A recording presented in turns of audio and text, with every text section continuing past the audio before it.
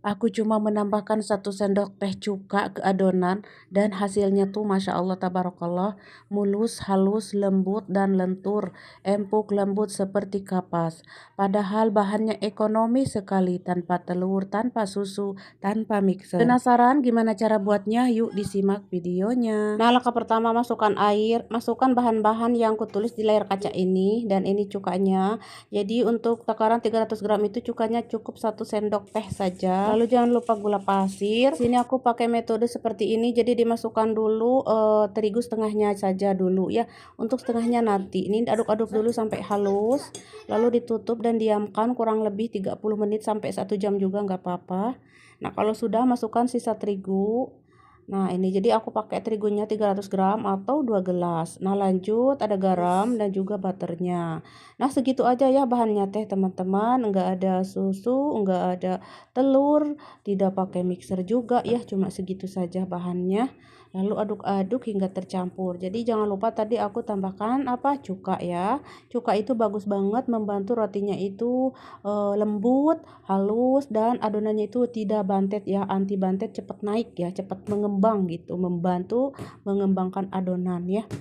Nah, ini pokoknya mah diuleni ya 10 menit kurang lebih. Kalau sudah 10 menit dimasukin lagi ke baskom.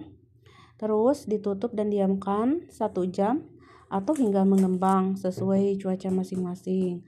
Kalau sudah mengembang, kempiskan adonan dan adonannya Masya Allah bagus banget tuh lentur ya.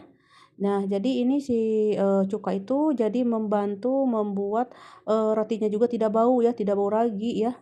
Kalau pakai telur, tidak bau amis. Nah, ini adonan yang bagus loh seperti ini, transparan ya. Kalau dibedol-bedol teh tidak sobek, tidak soeh ya. Kalau sudah dibagi-bagi, buletin kayak gini, lalu didiamkan kurang lebih 10 menit atau hingga melentur saja ya. Dan setelah melentur mah kita akan pipihkan tipis lonjong seperti ini. Dan seperti biasa roti Arab Samulima polos ya, tidak ada isian. Karena ini kan seperti apa ya, makanan utama ya, jadi nanti bisa dicocolkan sama apa aja atau diisi apa aja. Oke, sudah selesai, lalu diamkan hingga mengembang kurang lebih 1,5 jam ya, atau hingga mengembang sesuaikan dengan cuaca masing-masing. Nah, lanjut kita olesi dengan air saja. Ini air saja ya, tidak ada jampe-jampe harupat, tidak ada, air saja. Lalu panggang suhu 180, api bawah dulu 10 menit, nanti api atas sebentar aja. Dan kalau sudah matang mah angkat langsung ya, kalau dibiarkan nanti tutung.